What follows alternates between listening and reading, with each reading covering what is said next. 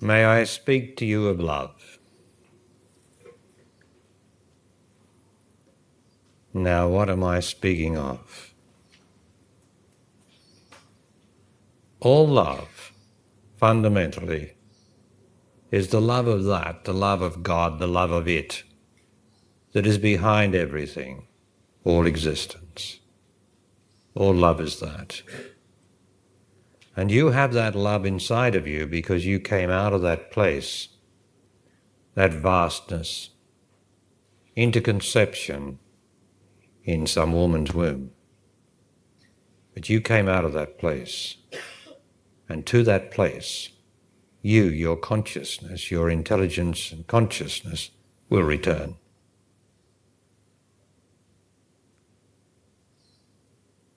So you have that love inside of you, where you came from, where there are no problems, where there's no movement, where there are no bodies, where there is no necessity for separation, because all is one.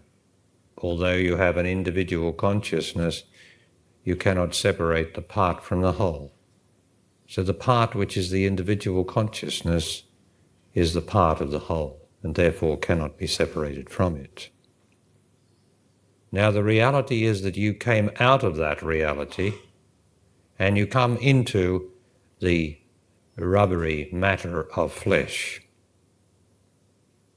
And you pass through this flesh for 70 or 80 years, and then the consciousness that you are returns back into that place before conception.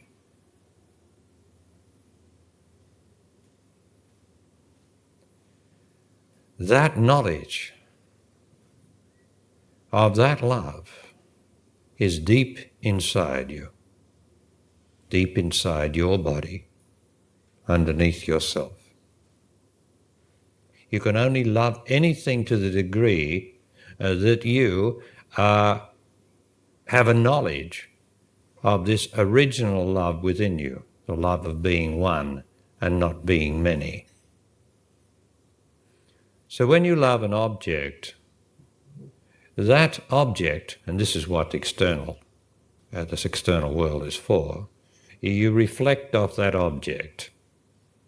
Your love reflects off that object. It doesn't reflect off this one, or that one, or that one. It somehow or other resonates. You resonate to that particular object. And there's a correspondence between the two. You somehow or other recognize in that what is there. Now, we've got to get this, that the external world is there as a reflection, as a reflector of what we are. Often you can say the other thing, that the external world reflects, as circumstances, reflects what we are inside, or what is necessary for us to cope with. But I'm talking about love now. So you have the love within you, which is the fundamental knowledge of whence I came in that body from.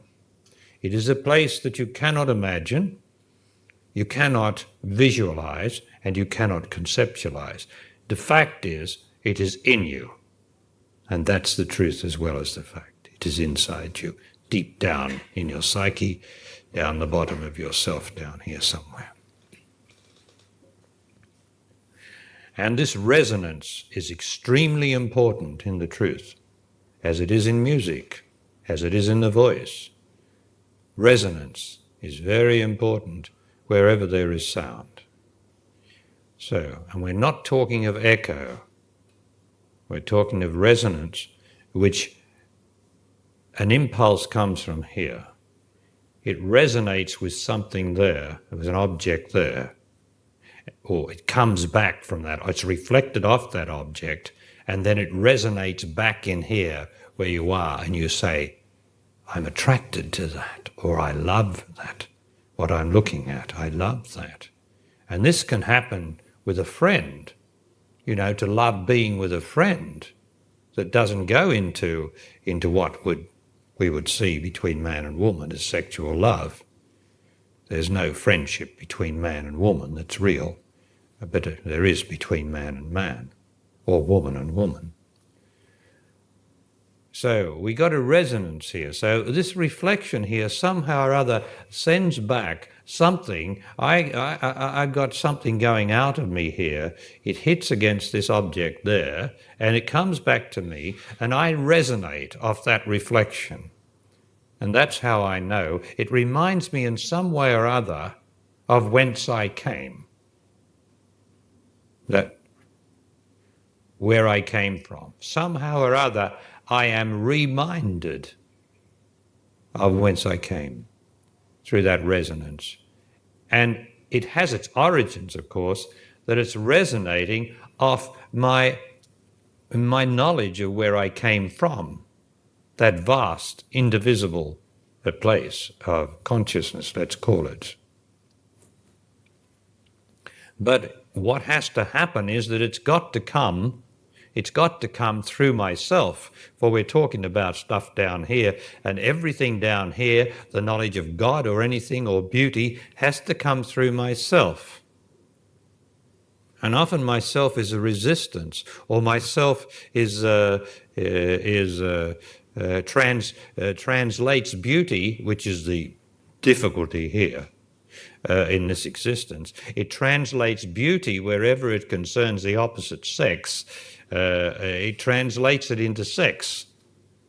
So often the beauty of a woman for man becomes part of a sexual stimulation, because although in the first instance there is a resonance of beauty here, it comes up through the self and it turns into the desire to possess this woman.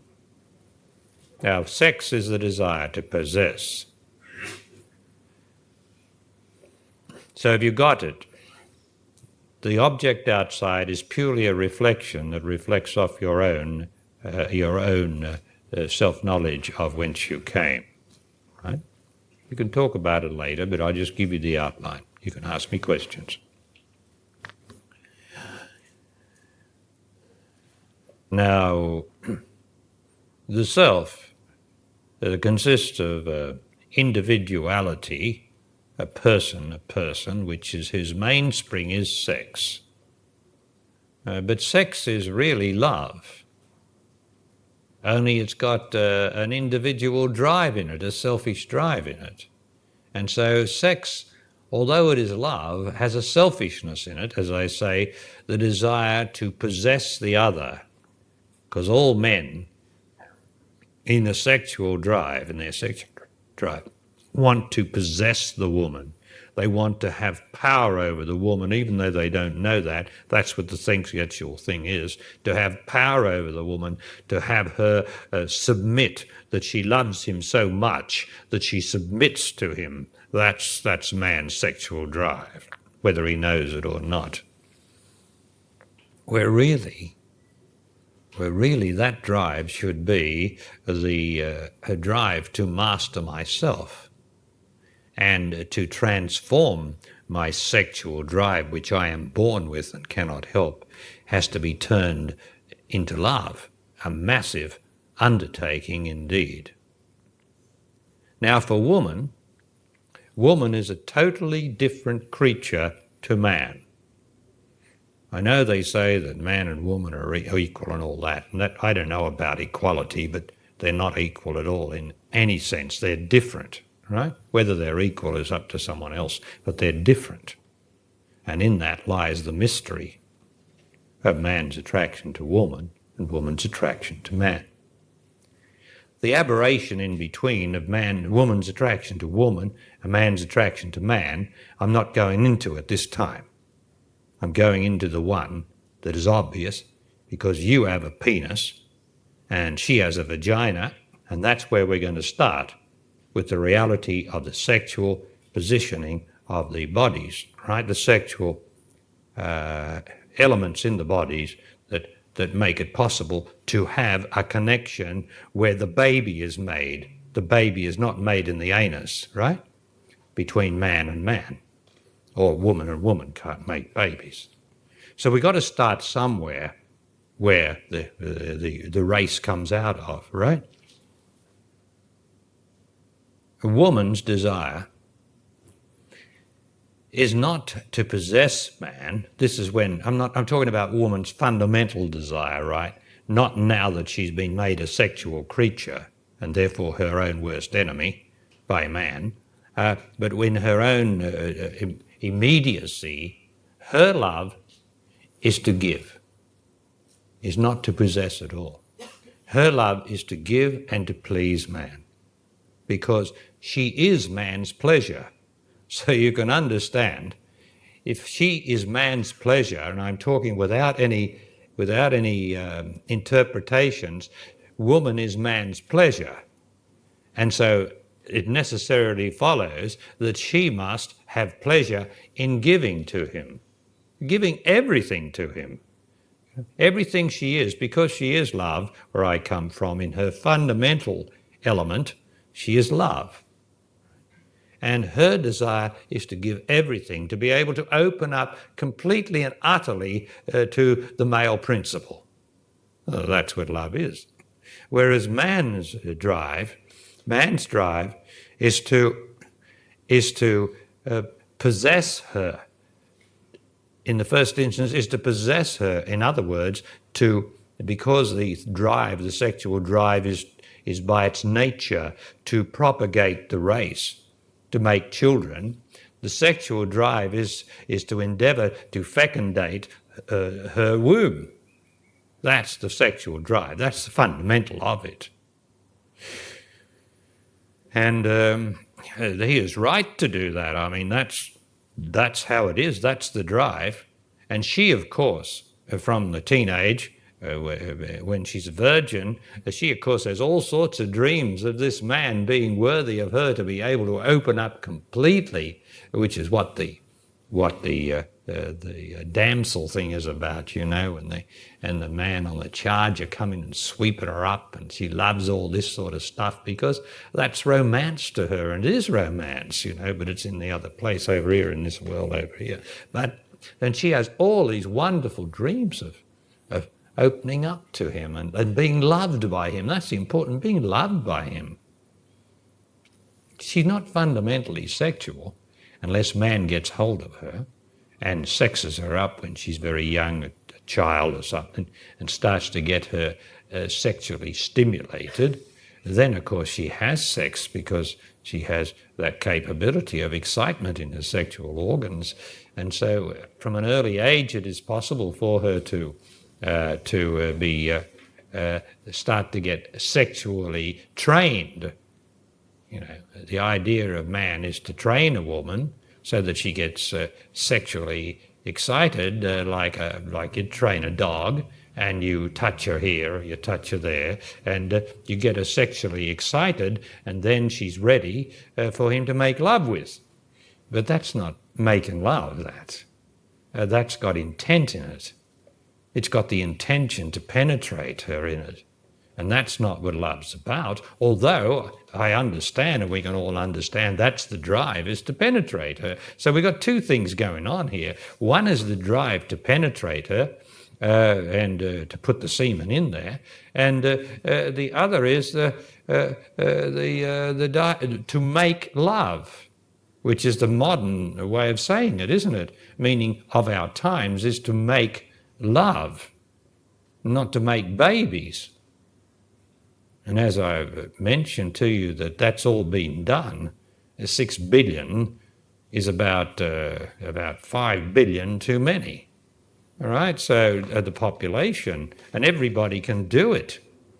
You know, it's so easy to do, isn't it? 14, 15-year-old, doesn't matter, and all the boys are experimenting because they got the sexual drive, and nobody cares anymore, really. And so you get more and more population everywhere, despite the wonder of science's contraceptive chemicals, etc. So we've got two things going here. One is the drive from man, and the other thing is the woman wanting to be loved. They're two different things. One's going in and the other's opening, coming out sort of thing. Opening, just opening like that. Two different things. And then they've got woman, having been sexually excited by man through the ages, and you're not just the woman that you are now. Each woman has to tune in, generally speaking, to the whole procession of evolution of humankind and evolution going on. Not of the physical body. The physical body has finished that evolution a long time ago. It's now, there was an emotional evolution. The idea of all the madness of the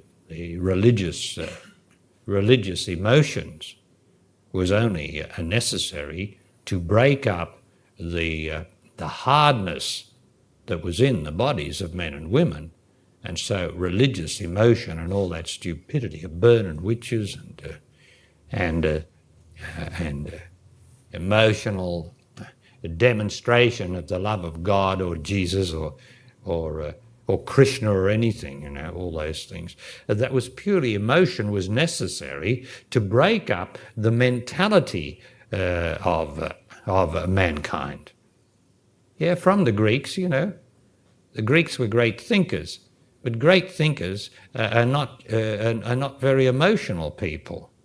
And emotional had to come into civilization to break up the mental thing. And so then humanity became emotional creatures. And as they became emotional, they became more selfish. And civilization became more hard and more protective of their self.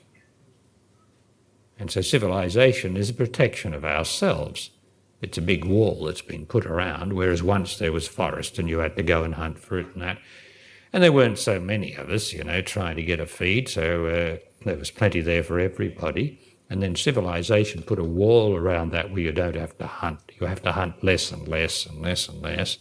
And now we've got a wonderful civilization with a great impenetrable wall around us, and of comfort and convenience, aided by science and aided by the sexual drive into existence, which is the basis of progress. And we've lost the meaning of it all. First of all, to reproduce the race, then to break up the mental posturing, the mental stance of humanity with emotion. Emotion is the thing that now has to be overcome in the evolution of man on earth, man and woman on earth. But it's the hardest thing, Once it was hard to make man emotional.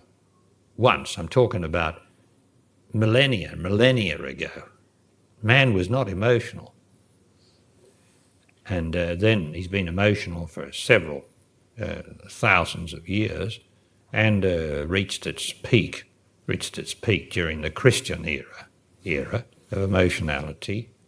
And all the religions, the Islam and killing everybody left, right and centre, and everyone getting emotional about Muhammad or whoever, or Buddha getting emotional, the priest whipping everybody up. Everyone's emotional about things. They believe in things, As soon as you believe in things, you're emotional. And the whole world's emotional without its religion. Now we've got to come back. We've got to get rid of the emotion and face the fact, which leads to the truth, that the whole purpose now is to reverse everything and discover love. And I'm not talking about senseless love of believing in Jesus or Krishna or anything like that, not believing in any God of form, but in the sheer reality out of which I came, of which there is a knowledge inside of you of where I came from, because that's what you love. That's what brought you here. Now, the one impediment to realizing whence I came is the sexual drive. And woman is not much help these days, because she has been trained by man, deliberately trained by man like an animal, to react to sexual stimulation. And once she's sexually stimulated, of course, why not? She goes into a trance of sexual arousal, and she then is subject to sexuality herself and the sexual drive, and she joins in the sexual exchange, and then afterwards, or in between, or in the end of it, she thinks this, if she's got any self-knowledge in her, she thinks, oh God, I just want to be loved. She doesn't know what's wrong because nobody ever told her, none of the religions ever told her, except you shouldn't do it. You should marry or burn, as Paul said, or Jesus said, those of you you are given in marriage today, or you go into marriage, and really you shouldn't go into marriage and you shouldn't marry, and that means you shouldn't have intercourse, you see. So all this stopper on it all from some of the religions, especially our Western culture, put a stopper on it. We don't know where we are. The Christians don't know what to do. Most of them, it's a dirty thing, I don't know what they think about going to the toilet is, but they think that sex is dirty, and yet they still go to the toilet.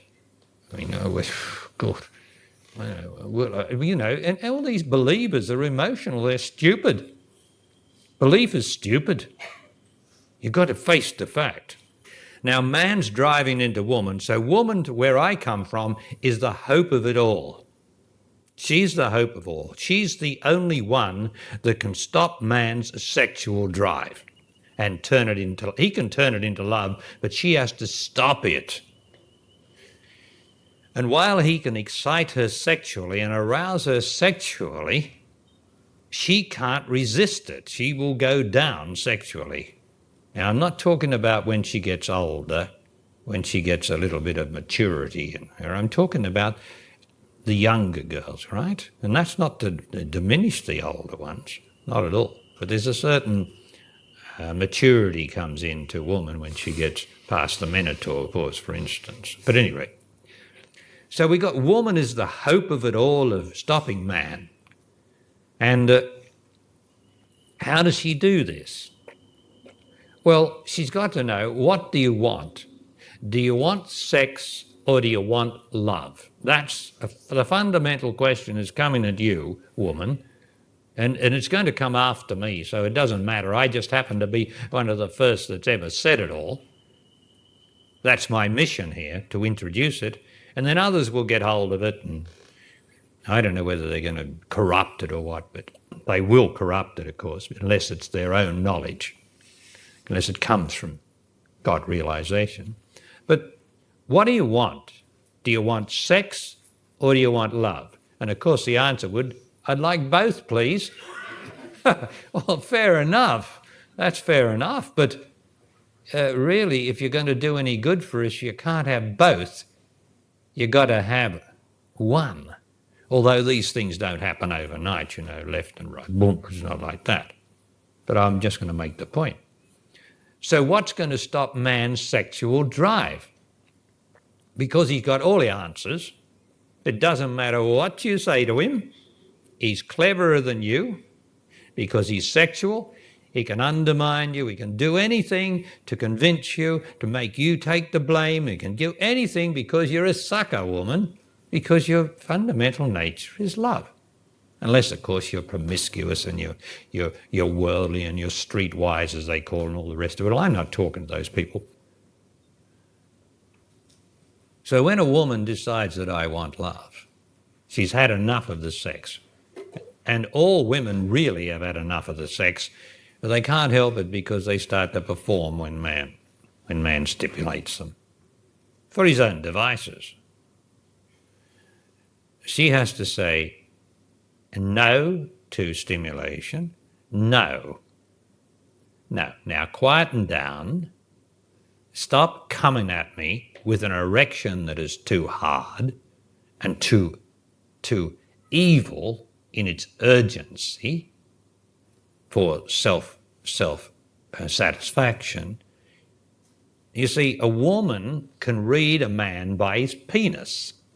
Now, I'm sure a lot of you women know this, but I don't know whether anybody's ever told you. Certainly the reverend gentleman, the deacon down the road hasn't told you, that's for sure.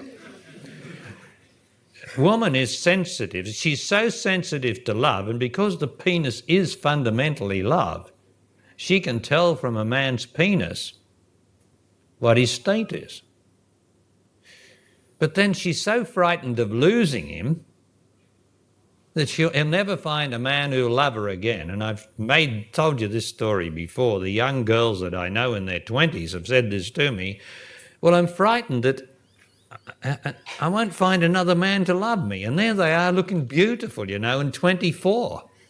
And with 50 years of life ahead of them, they're saying, I might not find another man who loved me. This is sheer fear, sheer self-doubt, all put there by sex. Not the strength of love and God, but self-doubt.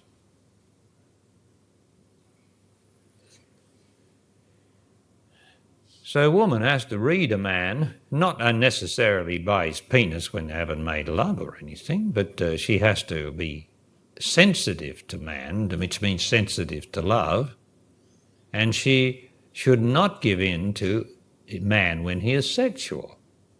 Now, man doesn't have to always be sexual, especially when he's come and listened to Barry Long, and he accepts, he's doing his best. He doesn't have to always be sexual. Sometimes he is love. And a woman has to know when, and has to be able to tell beforehand how the man's coming at her. And she has to, where I come from, she has to say, no, I don't want sex put into me anymore. I've had enough of it. But I love, and I love man. I just love man because he's got the God principle in him, the male principle. I love man. Why wouldn't I love man? But I don't love sex. So I'm available for love. Now that takes a lot of love, a lot of self-knowledge for a woman to do that. And the best thing is, now I'm only telling you what the best thing is to make a start. Oh, I'll probably get crucified for this, but the best thing is to make a start, is to make love without sexual arousal. Because sexual arousal is a trance. Once you get in it, it just keeps going like this and you can't resist it. I'm talking about woman now, not man. He's always sexually aroused. But you can't resist it. A man works himself up while he's working you up, and he's in a sexual drive which is completely irresponsible as far as love's concerned. He's just going, and he's got you with him, and he's taken you with him like a whirlwind. But how about making love without sexual arousal? Now, this really eliminates to a large degree one-night stands. Because you should only make love in this way, without sexual arousal, with somebody that you love. And when a woman loves somebody, there's an openness in her, and she's quite able to make love without sexual arousals, as long as she loves the man and he loves her. She has the knowledge that he loves her. Now, after you get this right, you can do anything together. It doesn't matter what you do together, man and woman, because you're man and woman. But at this stage, you're not man and woman. You've got a robotic thing called sex. The woman's been made sexual by man, and the man hasn't curbed his sexuality or transformed it into love. Now, I know this is not going to win the popularity of the year statement, this about making love without sexual stimulation, but it also means that if you're with a man that you're not attracted to, well, then you're not going to be able to really do it. Don't think so. Well, you could, out of sexual drive, but we're talking about something greater than that where you give up sexual stimulation, but only for now, until you get through it, until you can say, I do not have any sexual man enter me. I'm available for love, but I'm certainly not available for sex. And that eliminates man who's coming on to you. And remember, he can wait. He can wait for 3 months, 4 months, woo you, wait around, and still sexually driven. And there's nothing wrong with that, because only you can stop him and say, wait. We're getting carried away here. We're forgetting the love here. We're getting tied up in our sexual drive, which is great. I love to have an orgasm, and you love orgasming, or you love making me orgasm and all the rest of it. But wait. We're getting carried away here like human beings have been for millions of years. Is it going to make me peaceful, contented, smiling and full with love? Well, of course it's not. Sex never did that to anyone except straight after, when you feel great. But as soon as you realise it's sex, or the love goes out and the sex comes in.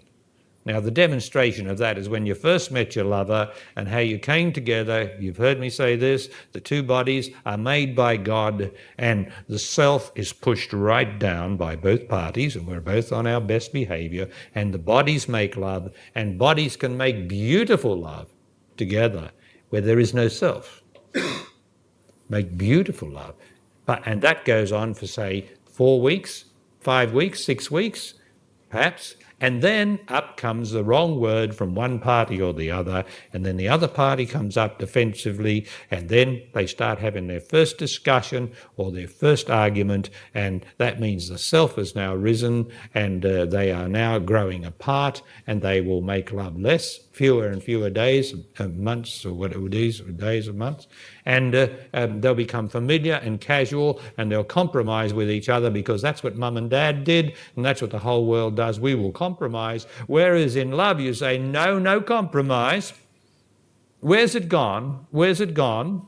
Why is it gone? That's love. Why is it gone? Are you going to accept that it has to go? Well, I say it doesn't have to go. You might be right with the wrong partner. That's always a possibility in this existence, because most of attractions are due to sexuality. Man's put the sex into woman, and he makes love to himself in woman, a sexual woman.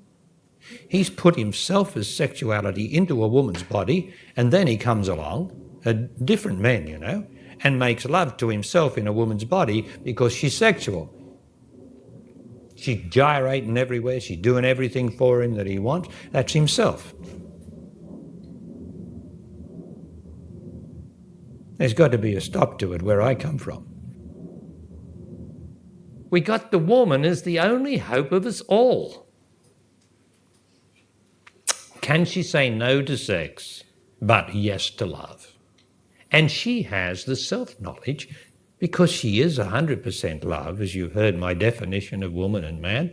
Nobody's come up with a better one yet, I don't think. Woman is fundamentally 100% love, and man is 90% love with 10% something to do. You see, he made the world in man. He's a great organiser. He's a great drive into existence. He makes the roads. And I know the women out there now holding little lollipops up there, drive slowly, but the man's out there driving the big trucks and all this stuff. He gives her a few little jobs, A few little jobs just to keep her quiet, but he's out there, right? He's making this world. It's his world. He made it, and what a mess it is. And I'm one of them,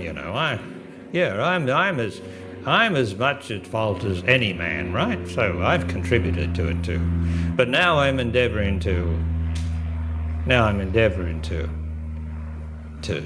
put something back.